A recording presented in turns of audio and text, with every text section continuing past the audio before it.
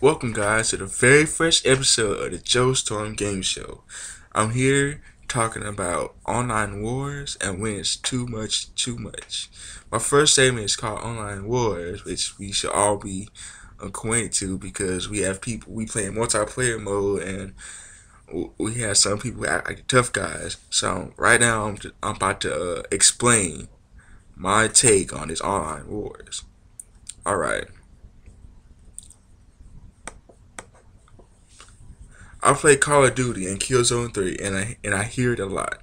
The tough guy syndrome is what I call it. Everybody wants to be the big guy on the mic, and they are totally different outside of their persona. It's crazy because I can hear these guys on the mic talking like they're the ish and nobody else is. That's the only thing that disappoints me about this game and Killzone 3. Now, if you don't know, multiplayer is a big thing to a lot of gamers. Some won't even play the single player mode, but will quickly switch over to the multiplayer and play the heck out of that. And if you don't know what multiplayer is in gaming, it's just a whole bunch of people playing online. First person shooting games made multiplayer as hot as it is right now. But, of course, egos has to get in the way of things.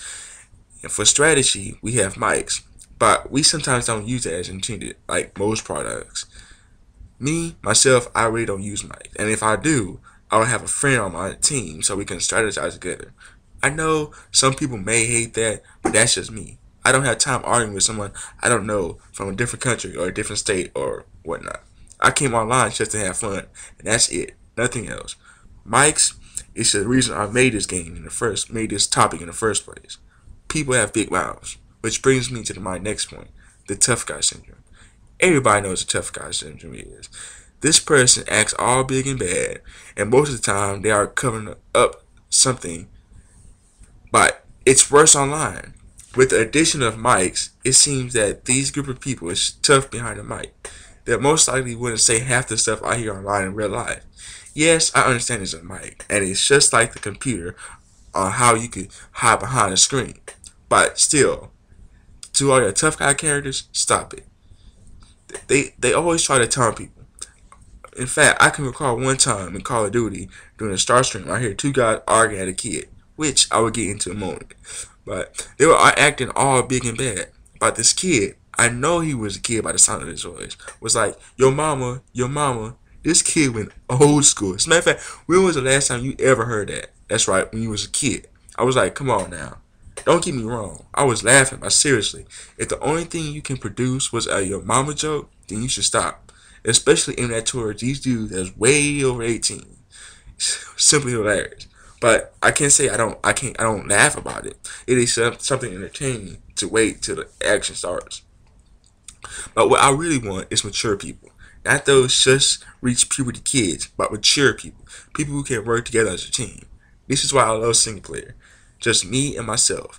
I also love versus mode, so when I have a friend or two come over, we can play right across from each other. No bickering, unless it's smack talk. Look, I play Madden, NBA 2K11, so it's gonna be some trash talking in that game, of course. But I also want no dumb fights, just plain D fun. I should start muting, but I would miss the comedy, and we all love comedy, right? One last thing I want to discuss, though it's not dealing with online wars per se, but it is worth noting. Camping in games. Yes, I said it, camping. Now, to me, campers are easy to beat. The ones who stay in one corner should be easy. I can't see why you're not able to catch them. A lot of people complain about there's too many campers. In all games I played, not that many people stay in one area for too long. Majority of the users knows their way around the map, so it's a bit difficult to stay in one place for a period of time before getting killed. Of all the things to complain about, this isn't really that big of a deal. My gripe is the noob tubers. Y'all know who y'all are. I had one game where over half the team had the grenade launchers. Yes, I know it's an attachment and I have them too, but still, it's annoying. It has to be the worst attachment that Black Ops have, or any game for that matter. You should complain about that. Noob tubing is a serious bad issue to me. I'll be walking to a building and bam, I get killed. I can walk in a clear, open field and I still get killed by noob tubers. Really, that attachment should go. But anyways, I just want to explain my point of view on online wars, and I hope y'all take take something in on. I want y'all to discuss. Leave me some comments. I know I'm not the only crazy one who think this. Leave me some comments about this because it's it gets to know how the road you're gonna noob to it. And those tough guys, like I know it's mics, but really, do we really have to be all tough on the mic? Can we just strategize? You know, if I had some more friends that play Black Ops or Killzone 3, but I really don't have in Killzone 3 that much. I don't hear it. I hear it on Call of Duty, but if I had some friends, I'd definitely be with it's just with them all the time. It's just strategizing what Mike you supposed to be. Anyways, moving along, I'm going to my next segment. It's called When It's Too Much, Too Much. And the reason why I made this one was because with the recent release of Killzone 3 and SOCOM 4 about to come out, I see there's a lot of first-person shooter games, not a lot of variety. So I'm gonna explain to y'all my point of view of it. All right. With so many games that's coming out to consoles and PCs, I can't stop to notice that the majority of the releases are first-person shooters. And now that I think about it, in the past couple of years of gaming, there has been nothing but first-person shooting games. Now, if you are a hardcore gamer, you know where to look for different type of games, especially if you use a computer. But some fans aren't hardcore. They're casual. They get their info from TV ads, and what TV ads are mostly producing are FPS games, like the Call of Duty franchise. They will market that game to death. And now with Killzone 3, I am seeing FPS games ads after FPS game ads on TV. It's a mystery to me in how I got so deeply involved into FPS. When I was a little kid, I loved only sports games and puzzle games. I played baseball, so I naturally would get every type of baseball game on the market. I think I got every single baseball game that was ever made back then.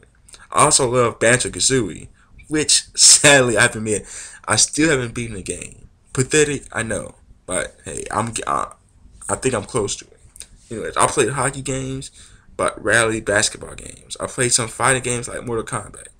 Now with FPS, there's very little in that genre that I played. The first one that I can actually remember is Perfect Dark, but I never completed that game. And one of the reasons why I didn't complete it was because I didn't know how to start the missions. Yes, I know that was really stupid, but I really didn't care about those type of games. So I didn't know how to start the missions. But the only thing I actually remember doing there was going against my friends in the versus mode. I also had the Medal of Honor game on the PS2, but never finished it. As a matter of fact, I can't even find that game. I think it's somewhere in the garage, but the game's so old I don't even bother even looking for it. I was careless with games back then. I didn't even like first-person shooter games that much. That and it wasn't really promoted enough then.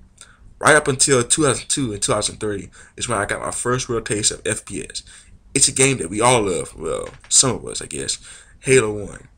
My dad played it and when he was on a ship in the Navy and told me about it. I didn't buy it until he came back home. And oddly enough, I didn't even beat the game.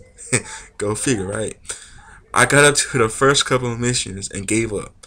And, till this day, I still haven't beaten that game. I still haven't beaten Halo 2. I beat Halo 3 and other Halos after that. I know, I think I'm just going to go back and actually beat it for once. Now, to make a long story short, my first FPS game that I actually sat through and completed has to be the very first Gears of War game. And that was in 2007, a couple of months after it was released. So yeah, I was a little late. I may have strayed from the main point I'm trying to make, but bear with me. There are not that many FPS games promoted back before 2004. I was used to sports games, so I really didn't care for FPS. But with the release of Killzone 3 and the upcoming release of SOCOM 4, it had me thinking. The market is saturated with these type of games, and what draws me to them is the stories. If it has a weak story, I would not be interested in it. Which is why I am confused on why I like Modern Warfare 1 and 2. Those stories was just mixed. It was missions, bog into each other, nothing real good about it. In any case, there's a lot of FPS games out at launch. That leads to other games in a different genre to have people just stumble upon. I'm sure there are other wonderful games out there, but it's kind of hard for them to produce hits with this type of market. But I believe if the game is good enough, the people that buy it will pass the word around. Only hardcore gamers feel the need to browse the web for the game hits. By its supply and demand, until the crowd chants that they want variety, expect next year to have a FPS game out every month. And to conclude this talk, I can't get enough of these games. I like any type of game that has a good story or something to solve. If it's good, I'll buy it. Plain and simple. So I really don't care. If it's good, I'm gonna get it. Whether it's FPS game, whether it's shoot puzzle games, whether it's point and click games, I will get it. Now, I hope y'all like that. I want y'all to visit my blog site, Showstorm Game Expo .wordpress.com. You can find game reviews, articles. I recently reviewed Killzone 3, which is up there. Check that out. If you decide you want to play the game or not, buy the game. And I'm planning to have a Killzone 3 multiplayer game series come out. Something just to spice this live network up. So I hopefully next week I'll have two or three of them out.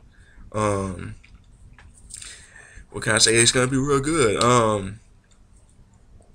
I hope y'all enjoyed the video, and hope y'all come by next week.